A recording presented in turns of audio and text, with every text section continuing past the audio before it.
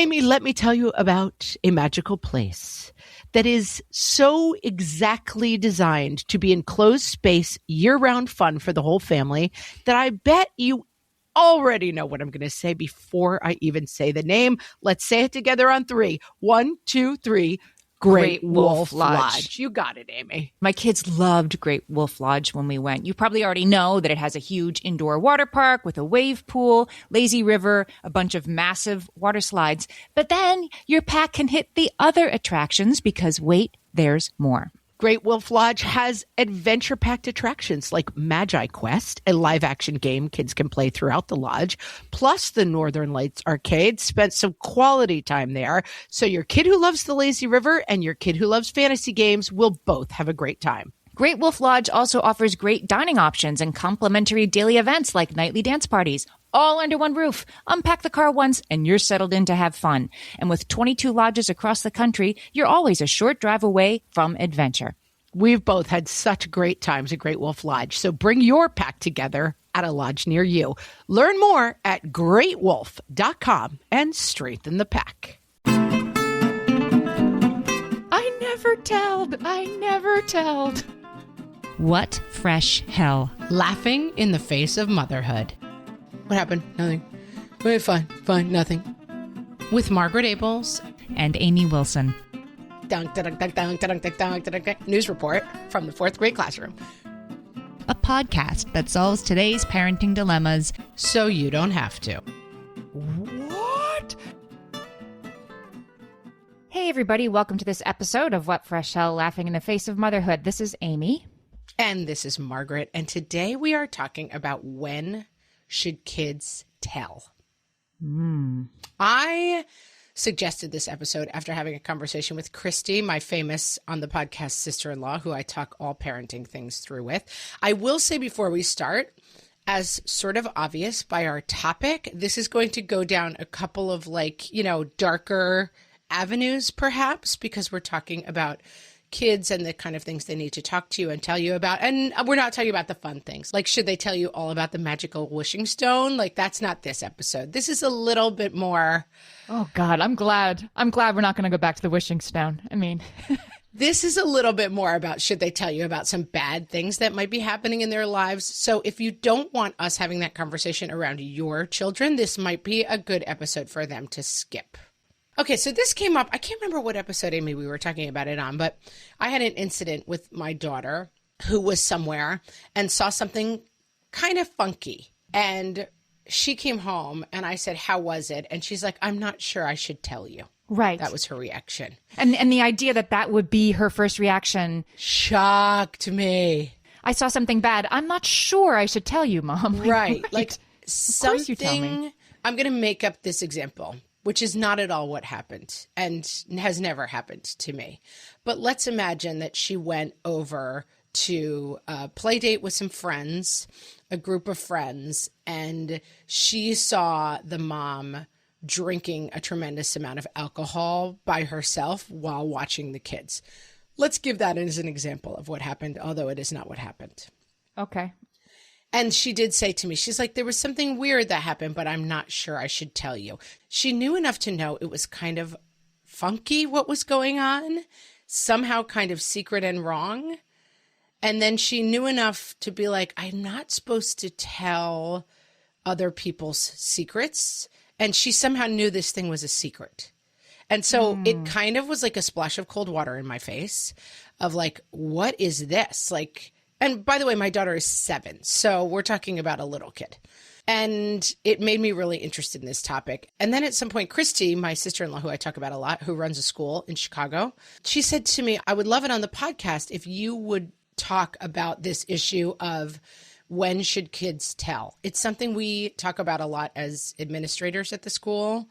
And it's a stickier wicket than you might think. All right. I'm looking forward to this because I had a similar situation with a much older child saying that he wasn't going to tell me. I found out about something that was happening that didn't include him but could have. And he was, he didn't tell me. And I believe that he should have told me. And my spouse actually disagreed. So we'll talk about that. That's an older kid thing. Yeah, it's a tricky one. So let's start at the beginning. So when we have little kids, and my daughter, who would not tell me about this situation, although to be fair, she did say, I'm not sure I should tell you. And then of course I immediately got the information out of her. So like, it wasn't exactly that she didn't tell me. Because you were like, yeah, that means you must. But that she had some instinct not to tell me was concerning, I thought. So, but she is also a fantastically huge tattletale, which is a funny dynamic, right? So I was like, let's start our conversation, because I do think this is an ages and stages thing, with like the idea of tattling versus telling.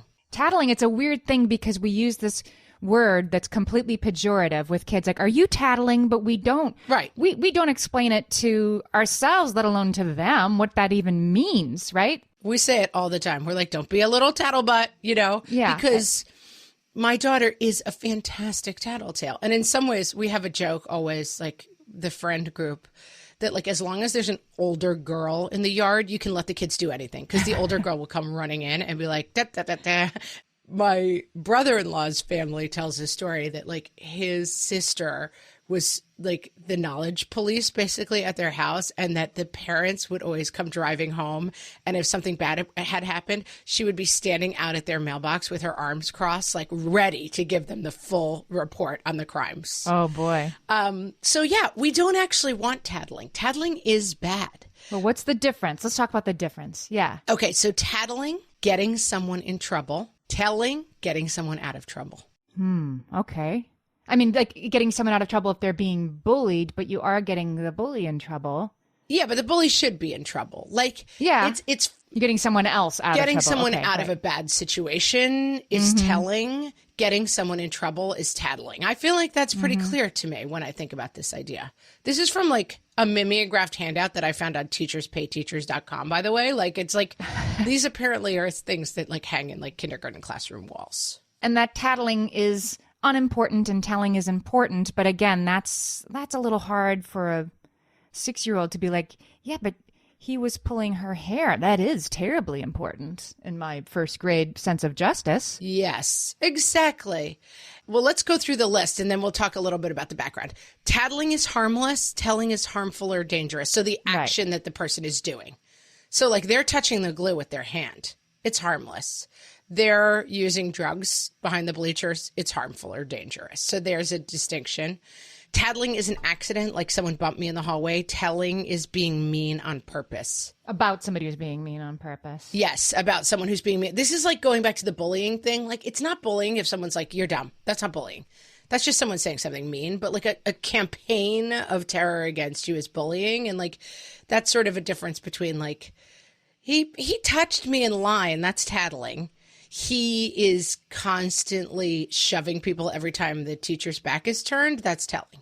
Do you think that we should maybe not tell kids not to like, I feel like that word should kind of be retired. If we do want our kids to tell us important stuff, we should stop casting in a negative light. Like, you shouldn't be telling me that. And there's a special negative word I'm going to use about you for telling stuff. I don't really get why we need to tell kids to stop tattling, other than that it annoys us. Amy, you are in agreement with many people on the internet who have written "Let's Stop Tattling" articles, but I'm going to counter argue. Okay. Tattling is also bad and a problem, and it needs to be disciplined. When is tattling a problem? Tattling is a problem because basically, developmentally, kids are very into rules, which is good. As young kids, they don't sort of see the spectrum of behavior. They're like black and white, this is good and this is bad.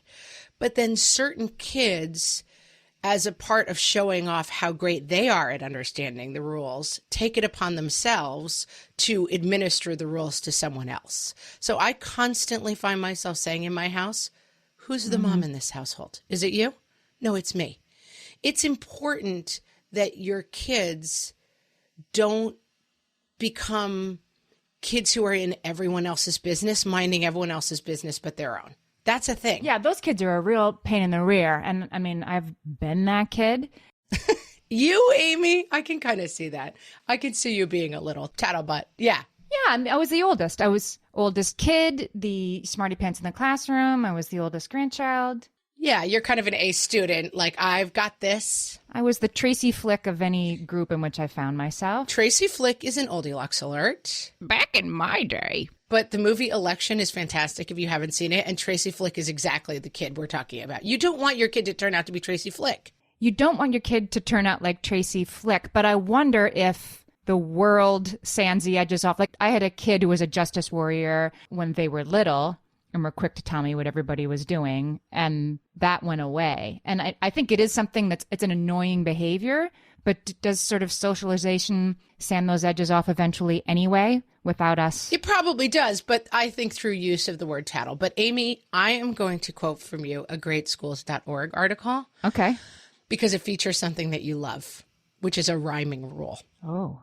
So this article says, if the end game for parents is making sure our kids feel that we are safe and available harbors for all kinds of information, then maybe it's time to simply erase the word tattle from our vocabularies. Yeah, we can replace it with something a bit more dull, but perhaps ultimately more helpful for keeping the lines of honest communication open, like having conversations about concerns or using a catchy phrase like, don't squeal unless it's a big deal. I think that we should all, as a people, replace the word tattle, which is, we've just had to spend 10 minutes figuring out what it means exactly, and we should only heretofore say, don't squeal unless it's a big deal. I mean, I could not disagree with you more, but I like that you have that point of view. I think tattling is a different thing than telling, and that it's better. Well, no, it is. But why not tell the kid who came in and said, like, she drank too much water at the water fountain? Why not say back, don't squeal unless it's a big deal, instead of stop being a tattletale? That's all I'm saying. Not that tattling should be allowed in all circumstances. Use the right words. I mean, I don't know. Is this just your absolute love of a rhyming phrase? Do we need to eradicate tattling completely from the vocabulary? I think it is very, very important to make a distinction for kids between being policemen that is not your role and just kind of saying, like, why are you involved in this? Why are you minding this person's business? Mind your own business. I find myself using these phrases all the time when you're dealing with siblings and stuff. And then making a distinction between, like, I want you to come to me if someone is doing harm to themselves or other people, but you should not be the policeman of the playground and minding other people's business. But also, like, to use another rhyming phrase, when we just hear, like, cinches get stitches. Yes. Telling's bad. You know, like, if we're telling our kids that and then we're aghast that they're not telling us something that we really needed to have heard, then maybe we're messaging wrong and we need to. Yeah. I mean, this is the crux of the sticky wicket that, like, but I think the solution kind of lies more in making a distinction with them in terms of what kind of stuff, because there's also a gossip element in this, which I think is part of what I think that's key to what stopped my daughter. That I have a zero tolerance policy for gossip. Like, you know what this person did and it was really dumb. I'm like, no. We don't talk cruelly about other people. But then that's another distinction that needs to be made. Like, you're not gossiping about somebody if you come to me and you say, my friend is scared because her mom drinks in the car. You know, that's not gossip. That's something that, like, that's too big a problem for you as a kid, and you need to loop an adult into that. Amy Morin wrote an article for Very Well Family, and she comes down on the side of don't tell kids to keep secrets. But then when you actually read the article, it's not secrets are bad. It's here's good secrets, here's bad secrets.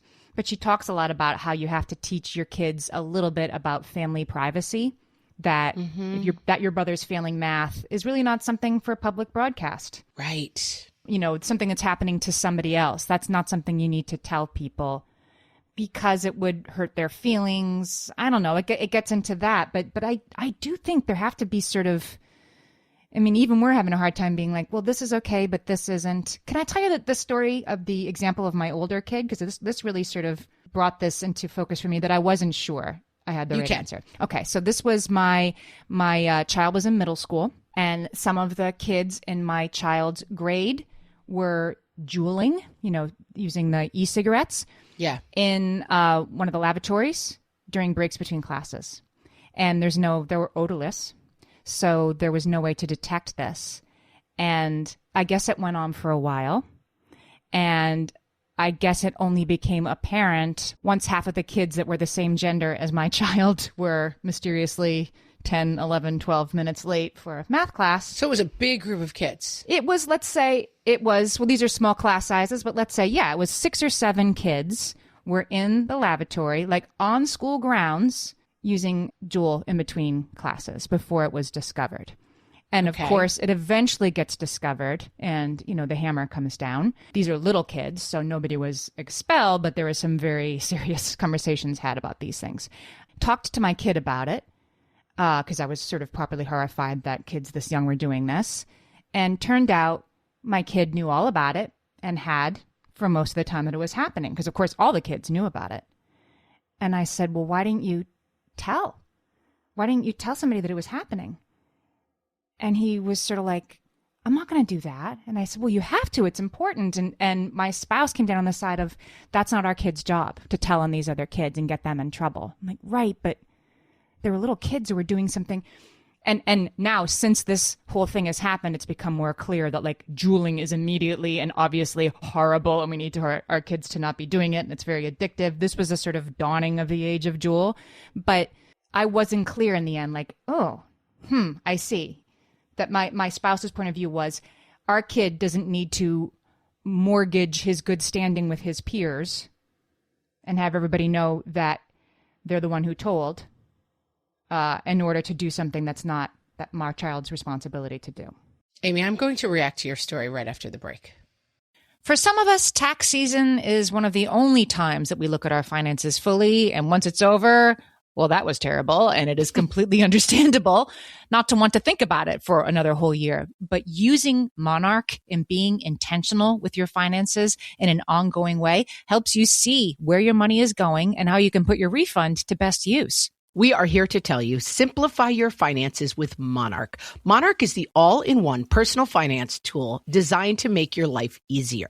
It brings your entire financial life, budgeting, accounts and investments, net worth, and future planning together in one dashboard on your phone or laptop. Feel aware and in control of your finances this tax season and get 50% off your Monarch subscription with code FRESH. As you know, my husband and I are preparing to send, 3 kids off to college, and I cannot tell you how helpful Monarch has been in showing us our full financial picture, helping us to track our spending and reach important savings milestones. Our weekly meeting, Amy, it's now run by Monarch. Love it. Achieve your financial goals for good with Monarch, the all-in-one tool that makes money management simple. Use code FRESH at monarch.com for half off your first year. That's 50% off at monarch.com, code FRESH.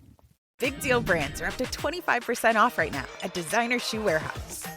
You're not going to want to miss this. These brands almost never go on sale. At DSW, we'll give you something to brag about. Like up to 25% off select styles from Adidas, Crocs, Nike, Reebok, and more brands you love. Find shoes that get you at prices that get your budget. Save today at your DSW store or DSW.com. DSW, let us surprise you. Okay, we're back. I think that the story of young kids using e-cigarettes secretly is exactly in the strike zone of this dilemma, right? Mm-hmm. That, like, I feel like we all understand that. So I talked a lot to my sister-in-law about this. She's a mandated reporter. So if you don't know what that means, it's like if someone comes to you with information that there's abuse going on, she is legally obligated to report that to the authorities. So this is something that became, I don't know when this came into practice, but like maybe a decade ago, the idea that like we're going to make it a law that if someone comes to you, you have to report, because we don't want people to have to make this decision about like, wait, is this something I should go to the police about? It takes you out of the situation. I work in a couple of situations where I am a mandated reporter, and I have had conversations with people because it makes my job easier. People come to me and they're like, can I tell you something? And I'm like, you can. But before you do, please understand that I am a mandated reporter, and anything you say to me If it is a crime, I will be going to the authorities with that crime because that is my job as a mandated reporter. It kind of takes the onus off of you, right? Like, wait, what if your son had come to tell you kids were juuling? Like, you would have gone to the school, right? And then it's like, it's a sticky situation. Then your kid is kind of the narc, and it's difficult for everybody. The other thing they have in Illinois, where my sister's school is they have mandated education about childhood sexual abuse. So like, this is another thing that people have started to figure out, that like giving kids information up front makes reporting much, much easier. So this is only in 20 states in the United States, but they have to present a curriculum at her school every single year about sexual abuse. To the kids or to the teachers? To the kids. Yeah, I think that's important. Yeah. And I think to me that unlocked something in it, because what you said is really interesting. Now we understand that juuling and e-cigarettes is in the drug category, basically. Like, right. That is something that you have to report. But probably as it started to come up, it's like, well, this seems sort of harmless. I actually have to say, like, because of my kids' ages, I know nothing about juuling. I should probably figure it out soon. But like, we'll do an episode. But like, what is that? Like, it seems, I've seen people do it and it's like, wait, what are you doing? It looks like you're like sucking on an iPhone. Like, it doesn't really, I think, mentally register. So I think part of what's important about this topic is like making sure that your kids have the power of information before they are confronted with things so that they kind of understand what these things are when they come up. I'm so glad that this topic came up because I feel like this is something that I hadn't thought through, and it's really important to think through. So Lucy Henman, author of Parenting and Teen Girls, says part of healthy development is turning to peers as a source of contact and connection. That means that teens want to know whether their outfit looks cool, social snubs, they're going to talk to a friend. A lot of kids think, I'm not going to bring things up with my parents because I'm going to be judged or hear a lecture. They can be more open with their friends. In fact, that is developmentally appropriate, and you want to foster that. But you want them to be prepared if they hear stuff during conversations that is over their head, that they're not ready for. We don't want to be the ones to tell them the things that we think that they're not ready for, but they're hearing it. We have to deal with our discomfort. To quote your sister-in-law, Christy says, adults consistently underestimate what kids already know and what information they're sharing with each other. This is so important. And this is the thing of like the sex talk. Like, when are you going to have the sex talk? I guarantee you're having it 2 years too late. Yep. I have 10, 9, and 7, and they're already talking about it with each other and getting their information from each other. And so you have to be part of that conversation in some fundamental way, because you are never going to stop the part of the conversation where like they know about things that are going on. I knew about things in 7th and 8th grade that would have shocked my parents, there were kids in my 7th grade class who are sexually active, and like it was being discussed pretty much constantly in my 7th grade classroom. I was, whatever, what are you in 7th grade? 12, 11, 12, 13, yeah. Mm-hmm. I'm pretty sure that my parents would have been shocked and appalled to learn what was being done and then discussed in those classrooms. And it doesn't mean it's not happening. And I sure wasn't coming home at night and being like, hey, let me tell you about what's going on at school. So as part of the problem with older kids, that like, I wonder if my child didn't want to disclose to me that kids were juuling because my child couldn't be sure of my reaction. For sure. That I wouldn't be like, what?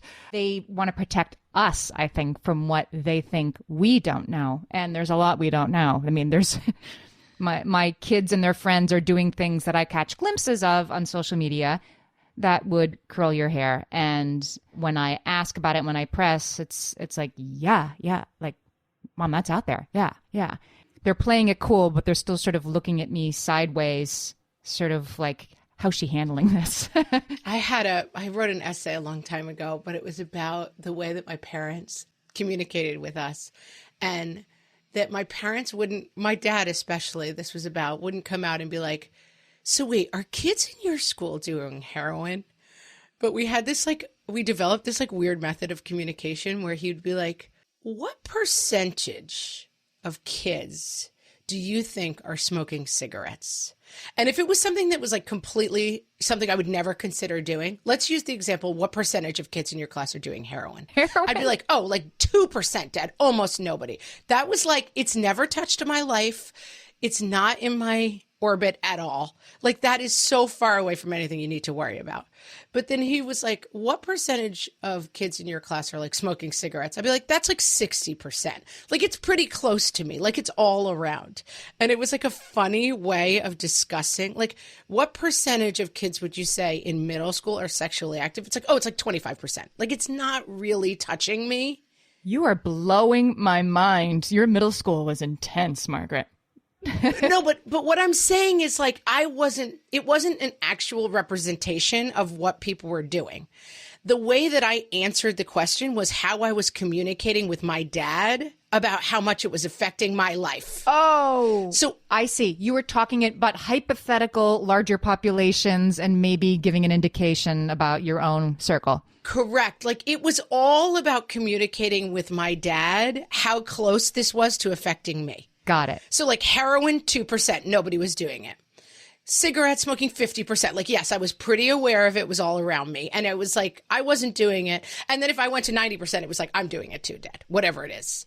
So it was like this funny method of communication where we could kind of hash out without getting into specifics, because the other big problem with specifics, and I think there's a huge role to talking this way with kids. The problem about getting into specifics is like, are your friends juuling? If your kid says yes, then suddenly it's like, right, my mom's going to call their mom. Like I'm ratting them out. Yep. I am narking on them, which has some negatives.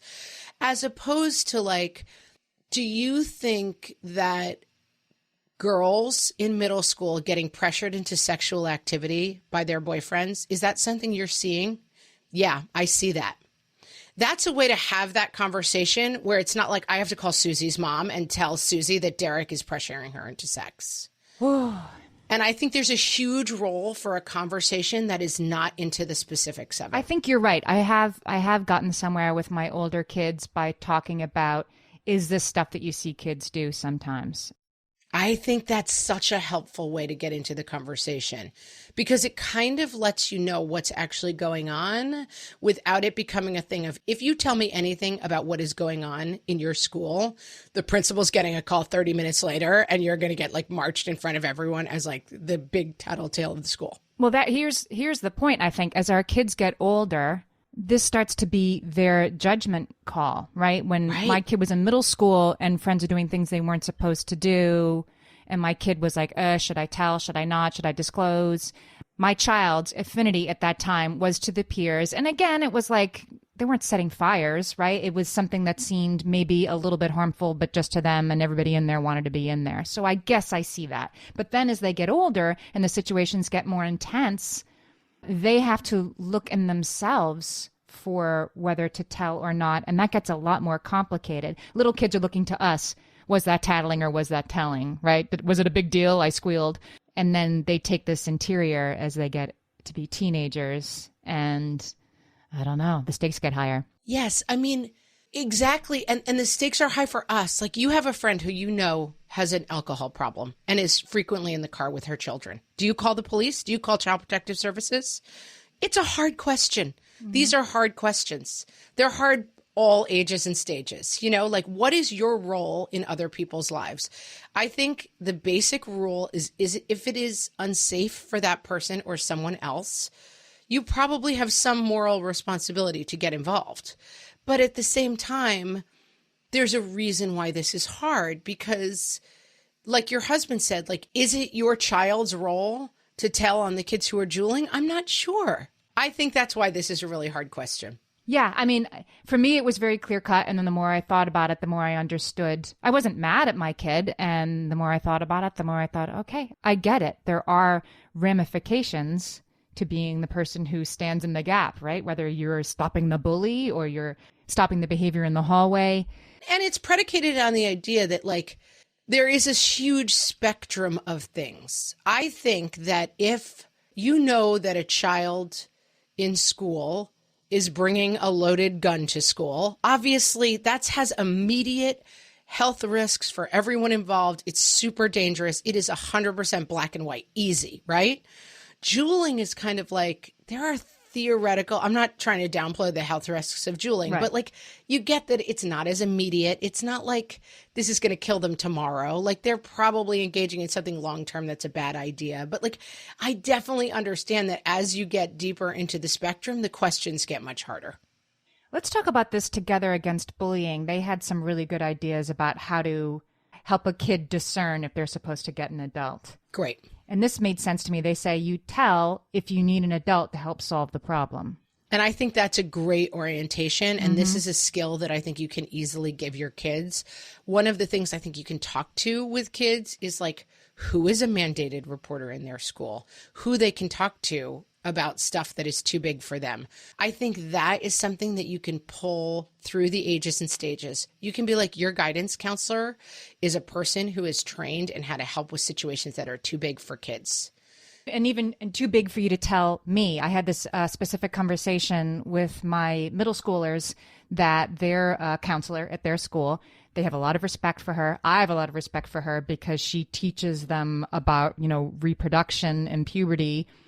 Oh, God bless her. Thoughts and prayers. Yeah. And they don't like snort and roll their eyes. Like she takes them seriously. They take her seriously. I have great respect for her. And I have explicitly told my children, if there's ever something you need to tell an adult and you feel like you can't tell me, I think you should go and tell her. You should know that that's somebody that you can trust. We have more from that list after this break. Amy, when I'm having a good hair day, it usually makes my whole day better. And that's why on every day, I'm taking Nutrafol. Nutrafol is the #1 dermatologist-recommended hair growth supplement brand. And it's the #1 hair growth supplement brand personally used by dermatologists. Nutrafol's hair growth supplements are peer-reviewed, NSF certified for sport, and clinically tested. Nutrafol offers multiple formulas for men and women tailored to different life stages and lifestyle factors, so you get support that's actually right for you. Adding Nutrafol to your daily routine is easy. Order online, no prescription needed, with automated deliveries and free shipping to keep you on track. Let your hair be one less thing to worry about. See visibly thicker, stronger, faster-growing hair in 3 to 6 months with Nutrafol. For a limited time, Nutrafol is offering our listeners $10 off your first month subscription and free shipping when you visit Nutrafol.com and enter promo code LAUGHING. That's Nutrafol.com, spelled Nutrafol.com, promo code LAUGHING. All my kids learned to swim when they were little. It was super important to me that they be confident and safe in the water.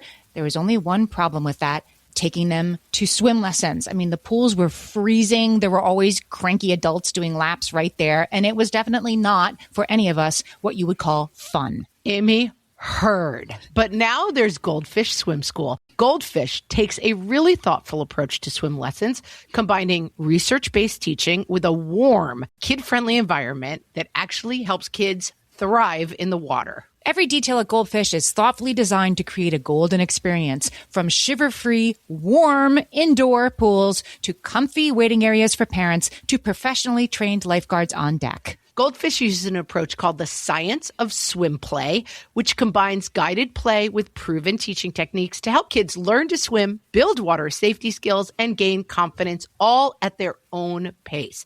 Lessons are designed to meet kids exactly where they're at. If you've been thinking about swim lessons or just wondering where to start, this is a great opportunity. Right now, Goldfish Swim School is offering a waived membership plus your child's first lesson free at participating locations. Just visit goldfishswimschool.com/free to find a location near you and enroll using promo code FREE. That's goldfishswimschool.com/free, promo code FREE.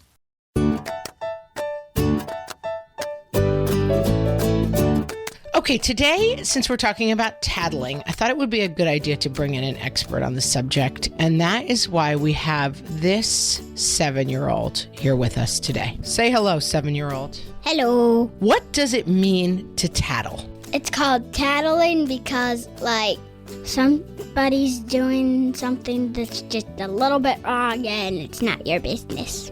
That's tattling. But why is it so much fun to tell grown-ups what other kids are doing wrong? I have no idea. You don't know? Do you sometimes do that, though? Yeah. Are you good at following the rules? Yes. Are other kids good at following the rules? Well, maybe not all of them. So it's kind of your role to make sure that the kids who aren't following the rules follow the rules. Yes. But whose job is that really? Mommy. And are you the mommy of this family? Nope. Do other kids ever tattle on you? My brother, especially. Do you know who Amy is? Sorta. Not really. I saw her in the picture of your podcast. I don't know her. She's my co-host. Maybe we're not doing a good enough job of marketing, but to the 7-year-old set. But she says we should get rid of saying the word tattling. Do you think that's a good idea? Yes. So you are team eliminate tattling. Ding, ding, ding. All right, I'll let Amy know that you're on her side of this one. Anything else you need to say about tattling? Nope. Goodbye, I love you. Bye, Mommy. Okay, we're back, and let's talk about what to do as we always turn the corner here into part 3. How do we fix this? Yeah, I mean, we're not going to get to like, this is what to do in every single situation, because a lot of these are sticky That's right. wickets. And I think that you can talk to kids from a very young age about like when, I mean, Amy has abandoned the word tattling. I'm still fine with like tattling versus telling and making those kind of distinctions for kids. Don't squeal unless it's a big deal. Don't squeal unless it's a big deal. It's fine. Amy loves a rhyme. It's going to be that one. But I do love rhyme.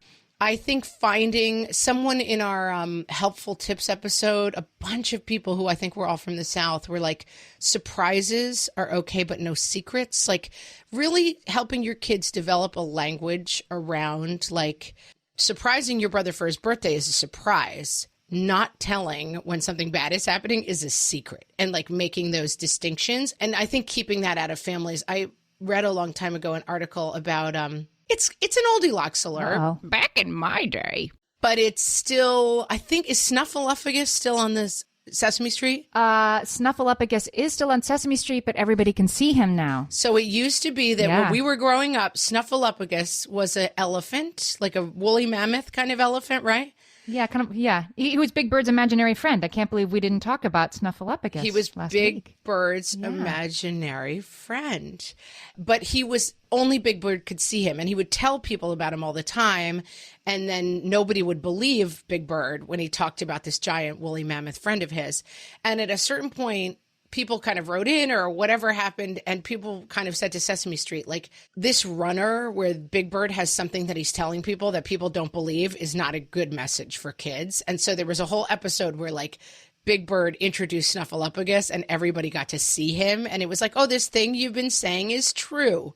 Yeah, I remember that episode. And it was like an interesting developmental thing of like, oh, maybe underscoring to kids that nobody will believe if they tell them something is not a good idea. And so they made this adjustment, which was really nice. But I think making a distinction with your kids, and it's something that happens sometimes with grandparents, in-laws, don't tell your mom that I fed you these 3 donuts. Like, encourage people not to have secretive stuff with your kids. Like, open communication is kind of the goal. Amy Morin, in her Very Well Family article, had a helpful sort of thing around secrets that I had never heard before that was useful. Good secrets. You can teach your kids, have an expiration date. Like, we're not going to tell about this special Christmas gift for Grandpa, or we're going to have a surprise party for your brother and we're not going to tell. That's a great way to think of it. They have expiration dates. You only have to keep this secret till the end of the day or the end of the week. And my oldest kid knew what my youngest baby was going to be. This is a long story, but I'll just say, like, I knew what we were having. I didn't want to. The nurse told me by accident. My husband and I had already decided we weren't going to find out. And so my husband didn't want to know. So I knew that my youngest was a girl, and my husband had no idea. And my son, who was 4 at the time, found some pink baby clothes that I had hidden in the closet. And I said, you can't tell. This is a secret. Daddy really doesn't want to know. And I remember so clearly him strutting into the hospital room and me holding baby Maggie. And we said, she's here, meet your baby sister. And he said, I never telled. And it was so hard for him. I think it's just reinforcing the language around this all the time is just helpful in terms of like we talk about, you don't shoot at someone in a game who doesn't have a gun. You don't play rough with someone who is not fundamentally consenting to rough play. Like, you have conversations around a lot of issues that are really about, hopefully later, okay, we don't do anything with people who are not consenting to what we want. And I think these secrets in these kind of conversations are the same too. Like, we can talk really generally about what's going on in your life without naming specific people. So we can kind of be discussing these things. One of the things that Christy brought up, which I would have never thought about, is like, what if your daughter, I say daughter because I'm so gendered about it. What if your child has a friend who is engaging in really unhealthy eating, like not eating for a couple of days to stay thin? Is that a secret that involves your daughter? Right. Is that something that should involve you? That's a tough one, but it occurs to me that maybe, we've talked a lot about how our kids sort of offload their uncomfortable emotions onto us by taking things out on us. And this is a case where we should encourage them. Like, if there's something you don't feel right about, you can tell me and I'll help you figure out what to do about it. Maybe we have to make it sort of clearer to our older kids that they can talk things through with us and we'll help them figure out what to do. And we'll figure out together what the right course of action is. But it isn't you have a loyalty. And I think we have to acknowledge as high resource parents who have a lot of education on this stuff. If you're listening to this podcast, you're a high resource parent. You're a person who is seeking out information on how to be the best parent to your child. You're reading articles about, how to deal with eating disorders and stuff. As a high resource parent, you have to realize that your kids may have peers who do not have high resource parents, who are not able to be there in the same way. And like, your child may be the person they're coming to for resource.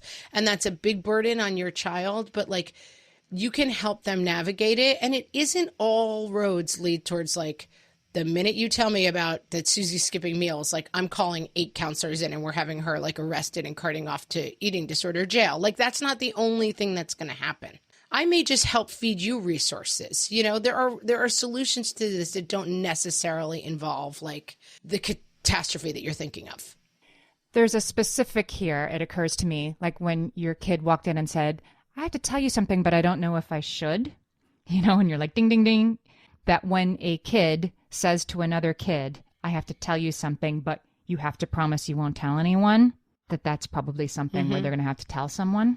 And just because the kid is saying that doesn't necessarily mean that they mean it. And you mean they're telling you because they want you to tell someone? They're telling you because they need help. Yeah. And if you're like, I don't know what to do with this disclosure I just received, then you probably need an adult to help resolve it. And you're not betraying your friend who has confided in you because your friend needs help. Your friend's asking you for help. And if you don't know how to help, then it's okay to go to a grown-up, even if your friend has said, please don't tell a grown-up.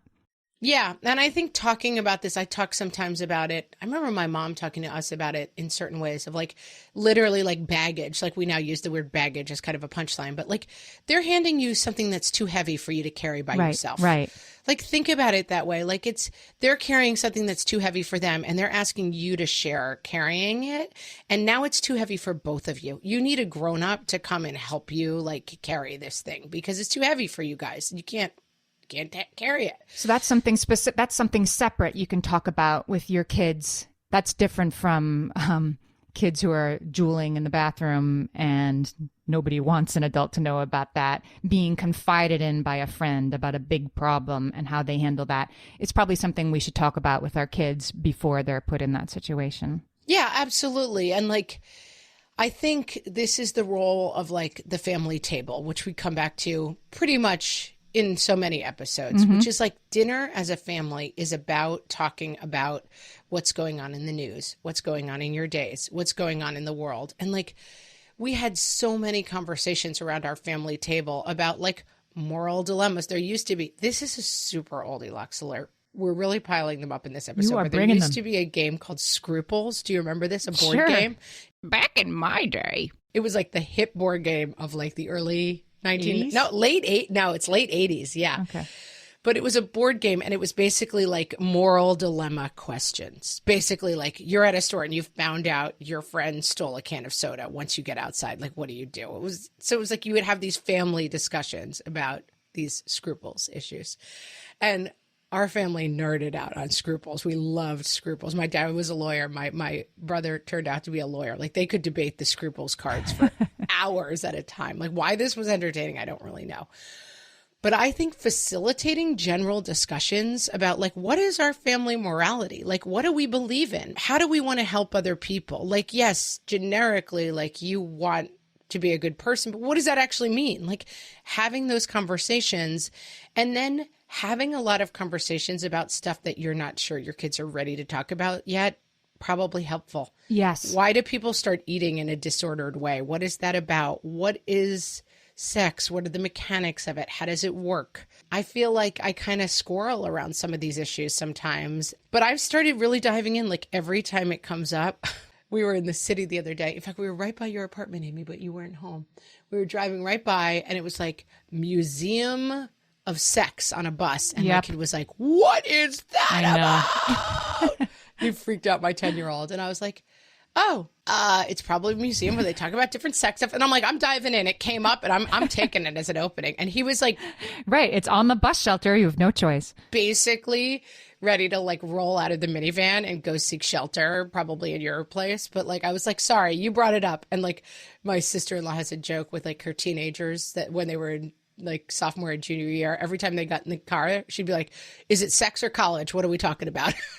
But it's like, you know, you kind of got to attack these things head on and not shy away because your kids are going to get confronted with this stuff so much earlier than you think they are. And when you're confronted with a story, as often happens at home, about a kid got in trouble at school or a kid got kicked out or I heard about this other thing, I have tried with my older kids as the infractions get more serious, right, to not overreact, to underreact and show my interest in the topic. Show my interest in the topic.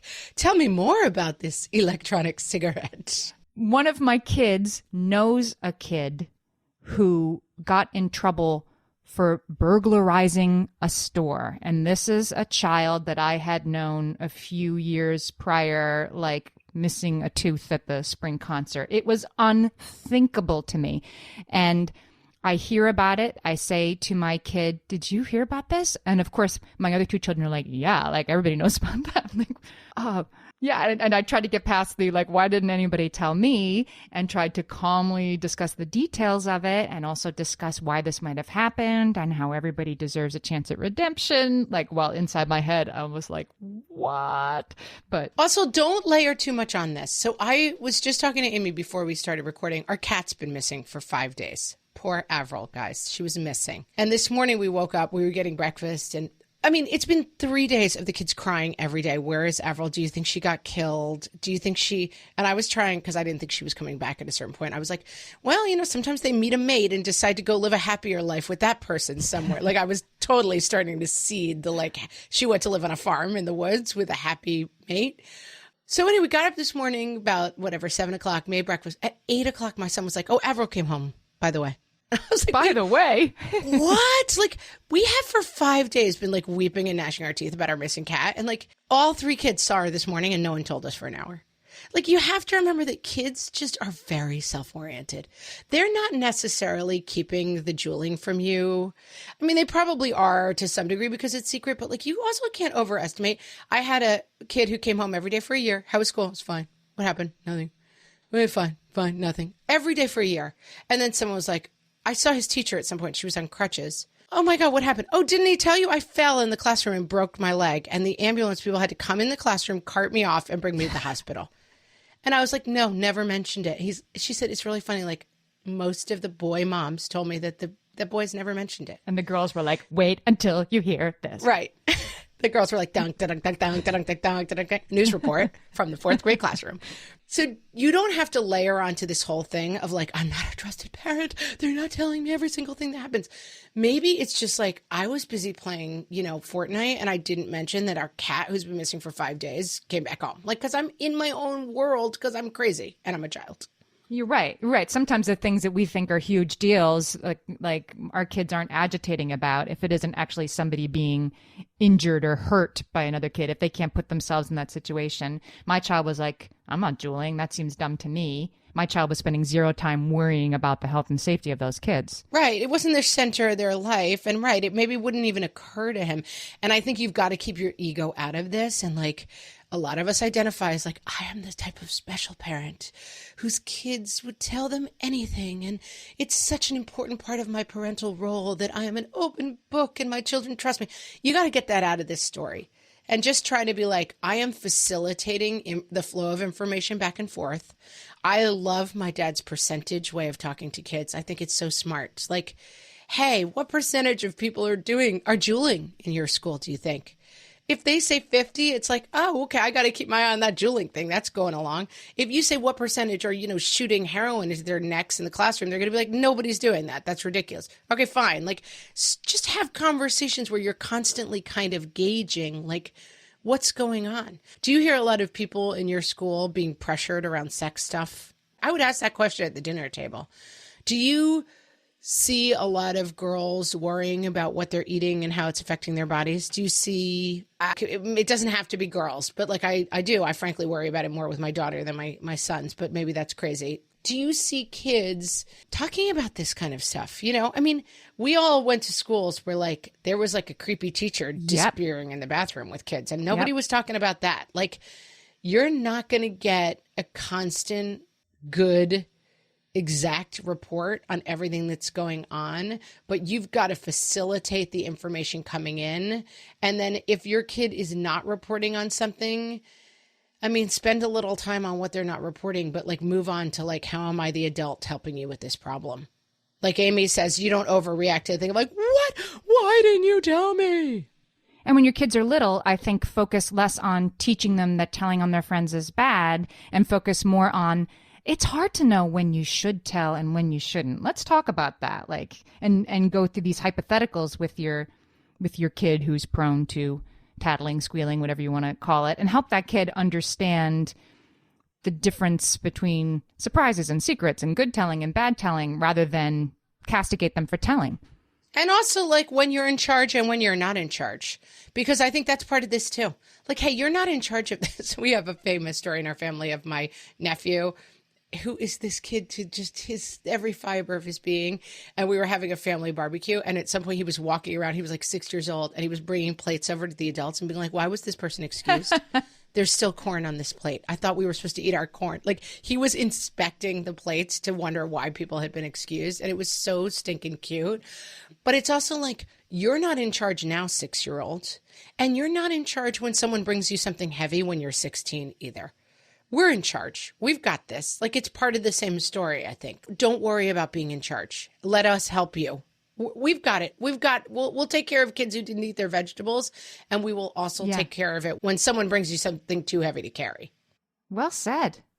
Amy, I think we solved it, although solve is probably not the right word for this one, but I feel like we made a lot of progress today. We figured out that it's all gray areas, and here are some good parameters to put around it and help your kids talk about it. Huge shout out to my sister-in-law, Christy, for bringing this up. And while we're doing shout outs, Amy, we have a shout out today. Yeah.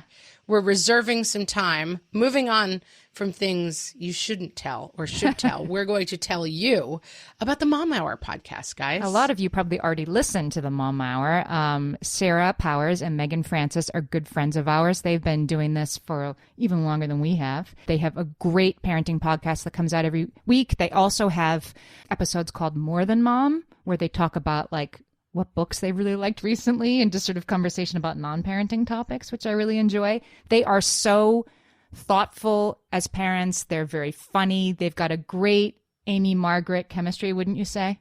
I agree. We even know which one's the Amy and which one's the Margaret.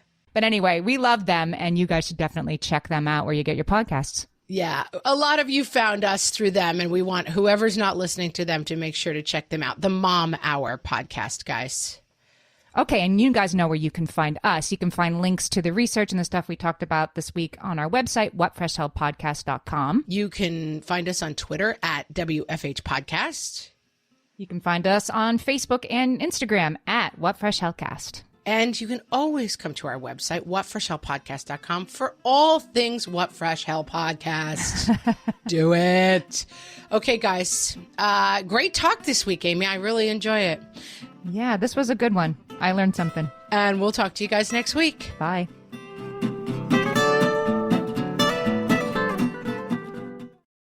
This is a Monday.com ad. The same Monday.com designed for every team. The same Monday.com with built-in AI, scaling your work from day one. The same Monday.com with an easy and intuitive setup. Go to Monday.com and try it for free.